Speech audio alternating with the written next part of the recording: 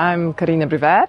I live in Cape Town, South Africa, and yeah, I suppose I'm a Jacqueline of all trades.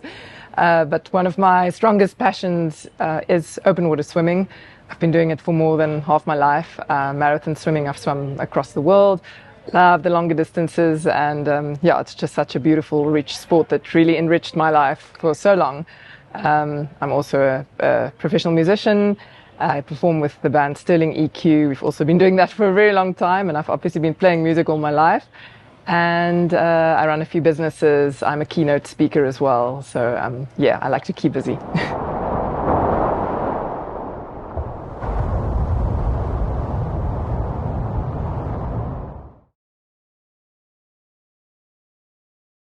There are a number of huge mental challenges in open water swimming.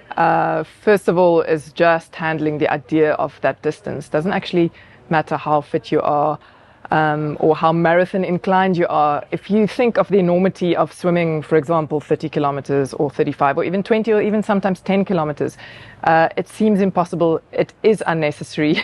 And to be honest, you're never really, truly convinced that you want to be doing it. But there's something that drives us as marathon swimmers, I suppose as marathon athletes as well. So yeah, it's really about getting into that space of almost of acceptance, and getting into that space where you just almost sacrifice yourself into the water and just become part of the water and just stop counting the minutes and the miles and you know, just becoming part of this marathon space.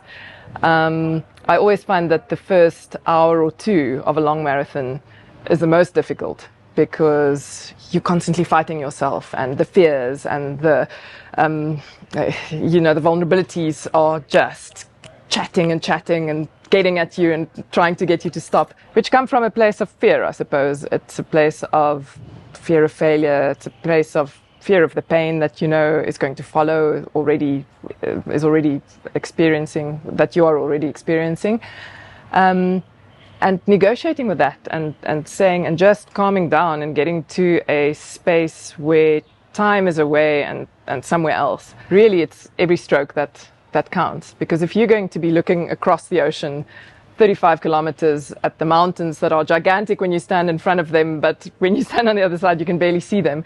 And the idea of swimming there is absolutely ludicrous. But when you just take it stroke by stroke, or you take it kilometer by kilometer and count it down like that and break it up into little chunks, it becomes something completely different. You know, you can see the other side and it's much better, easier to get there. So yeah, the mere distance is one of the challenges. For me, another challenge is facing cold water. I'm not good at it. I've never been great at it. The older I get, the worse I get. I've chosen to actually swim in warmer waters now, but you know, there is a zone where it's possible, but it's uncomfortable, and it's about sort of accepting that space of discomfort, kind of becoming part of that space without fighting it, and yeah, trying to just get past all those incredibly uncomfortable things, and that includes severe pain. But again, what is pain? You know, it's just a feeling, it's just another thing. So if you can reframe that in your mind, it becomes power in a way. To continue when your mind and your body tells you to stop is a skill that we can all master. And we can master it in the ocean, and we can master it in business, and we can master it in life. There will always be a time where you feel that you cannot continue. I always say to myself, just do one more stroke and see how you feel before you give up. Just do one more stroke. And if you do one more stroke and follow it with another stroke and another stroke, you realize you're actually getting closer to that goal. What drives you is very personal. When I was younger, I think the sense of achievement was a big drive for me. I think that's always there. I've always been quite driven and a perfectionist, and I wanted to win, and I wanted to do everything and more, and And I still have that in me. I'm just incredibly curious about human potential. And I know that we all have so much more potential than we know and that we believe. I know that I do. And I also know it's not always necessary to be chasing that. But it's incredibly rewarding to be chasing that. And it's incredibly interesting to know what you're capable of in a sport like open water swimming, or in any sport or any hobby, you know. I mean, how important is it in the greater scheme of things? Not very important to the rest of the world, but for you it is. And through doing that, I think you empower yourself to be so much more for the people around you, for your community, for business, and for the world around you. And you truly can make an enormous difference, whether that is through fundraising swims, which I love to do, or to just show myself that I'm capable of more, which then helps me to show up in business and to show up in family life and to show up in the community. I suppose that's part of it all. South African waters and Cape Townian waters obviously comes with a lot of wildlife, and when I was young, it really intimidated me hugely. It's really about negotiating with that fear and using logic to tell you whether the fear is rational or not. Obviously, it's not irrational to be scared of a great white shark. We've all seen Jaws. We've all seen what can happen. But if you take the facts and you look at when shark attacks do happen, it's an accident, you know, it's completely the exception to the rule. It's usually when a swimmer is out on their own. If you're surrounded by boats, if you have a boat on your left, a boat on your right, on the boats we have shark spotters. We have a shark shield, which is the device that's supposed to cover sort of an 8-meter radius that the sharks don't like to go into. Yes, of course, there's a tiny, small chance that something might happen, but there's a much bigger chance that something's going to happen when you cross the road. And I can safely say that now when I swim in Cape waters, as long as I've taken the precautions, which I do in terms of the support, I just almost don't even think about it. I always say that fear's greatest fear is logic. I'm probably the last person to ask about nutrition and technical and training and all these regimes, because I just have my own regime. I swim 5Ks every day. I've been doing it for many years. Obviously, when I swam the channel, when I crossed False Bay, I would increase my distance, but I didn't have huge regimes. I didn't have like a nutritional schedule. And I think that's also an important message to get across. Yes, all these like latest science and the things, they work. But when I started swimming, there was no information, and you just kind of followed your instinct. And my instinct was, listen, I've got to swim 30 Ks. Let me pick up my distance a little bit. I'll swim 8 Ks a day. Yes, of course, it's incredibly necessary to be training in cold water for a cold water swim. The more you can do, the better. Obviously, you've got to be very cognizant of what your limit is in cold water. I have a definite limit, and I've learned not to go below that. If that's not your lifestyle or that's not your history, then yes, there's training regimes, and obviously being comfortable in the open water is incredibly important. But again, for me, that the message about kind of sometimes just diving in is pretty strong. It's almost like a childish innocence. Don't leave that behind, because that's part of the magic of open water swimming. I find balance in the extremes. I do. I love to be incredibly busy. I love for my mind to be fed consistently. And I think that it's important to know yourself, because many people who look at my life and talk to me will go, oh my gosh, you know, you do way too much, or you do this, or you don't do that. But I know myself, and I've learned, and I've also had phases where I do it differently, and then that doesn't quite work for me. And I remain flexible, and I remain cognizant of how my life and my busyness and me are affecting the people around me, because I think what also helps is to have a clear priority list, which is very easy when you have children. They are on top, and if anything starts affecting them in a negative way, then you have to change. But I think you'll feel when the balance is off.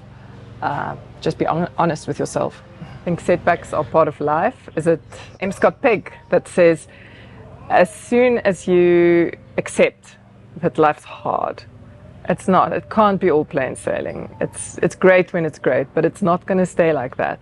And don't fear that. We can deal with things that aren't easy. And we can deal with it so much better when we don't resist it. Obviously, I don't want to miss a flight. I don't want anything to happen to my kids. I don't want to be injured. Recently, last year, I chose very carefully a 20-kilometer swim that I wanted to do. It was going to be the first 20K race I'd done in a while. It was a big international race. I really wanted to see where I sit in terms of the rankings internationally. And I traveled to Portugal, and it was expensive, and lots of things happened. And at the end of the day, the race was cancelled because of fog. The whole weekend we could not swim. And that was that, you know. And the disappointment is real. It's difficult to express. And that's it, you know. There isn't necessarily a silver lining to it. I've lost a lot of money. I was unable to swim. I was unable to kind of rank myself internationally, which I was kind of a bit desperate to do. I was feeling good, and I'm getting old, and I'm wondering if this is my last sort of innings, if this is the peak, you know. It happens. You really can't lament. You can't count the money you lost. You can't. You just have to move on, take a deep breath, and be positive. You know, just start building the next thing. In my mind, I suppose I try and say, well, I'll compensate for it by working harder, and I'm going to buy another camera and make more things. And yeah, whatever it is, I suppose, you know, the cliche of positive thinking is just the one we need to go with. The importance of a good support crew can never be underestimated. In fact, it's almost like having a pilot in your plane. As a swimmer, you do not do much of the navigation. On a swim like this, you trust your crew completely. Derek Fraser is the best in the business. I think he's completely the most experienced in South Africa, but I think there's also huge respect for him for what he does worldwide. I mean, he gets flown over to the English Channel for months on end during the season by swimmers from across the world to support them, and there's a good reason for that. Derek is brilliant on all aspects in terms of the route, in terms of understanding the psychology of a swimmer, the nutrition, even preparation he'll support with. And that just means that the swimmer can concentrate on their own, I won't say demons, but it's true, because there's a lot that's going to happen on the swim. If you have to worry about your navigation and the people who are supposed to be looking after you, that's when you could give up. I love just being bold and brave to take on something that's so much bigger than yourself. It's almost like you have to accept the possibility of failure before you can really succeed. And that's real for them, you know, and not because they're not good enough or strong enough or fit enough, but because anything can happen, especially on a double false bay, for example. You know, you're kind of guaranteed to have conditions change, the tides, the winds. It's very difficult to get a day and a half of beautiful false bay conditions. Anything can happen, and I think testing yourself over a distance like that would be 70K, that's proper distance. Even in wetsuits, it's a difficult thing to just swim in a wetsuit for that distance, because it affects your shoulders. The compression is uncomfortable. Obviously, like, we accept that open water swimming is uncomfortable, but for me, I didn't actually know if I could do a huge marathon distance in a wetsuit, because I find it very restrictive, and I love it on a 5K swim or a 7K swim, but it reaches a level. In life, we have boxes. We see things that the way that the pictures have been drawn to us all our lives. So I grew up, I saw the mountains on the other side of False Bay, and I said to my mum, "Oh, I want to swim there." I was little, and she said it was impossible, obviously, and it was impossible because people don't do that. But then, when I found myself and I found my own reason and I found my own way of looking at the world, I realized impossible is a very relative thing. Impossible in your eyes is very different to impossible in my eyes, and the truth is that we are capable of so much more than we can see, because we choose to see in terms of the boxes that we live with, you know. But I always say, just because things are a certain way doesn't mean that they need to stay that way. On the contrary, we have to push beyond and past those boxes and those the status quo and the things that are a certain way because we believe that they are, and that's all. So once you change your belief and you reframe your picture of whatever it is, it kind of becomes limitless. And again, it sounds like a cliche, but it really is true. You know, once you just change that limitation of whatever it is that you see, then you can move on to whatever flight you want to take.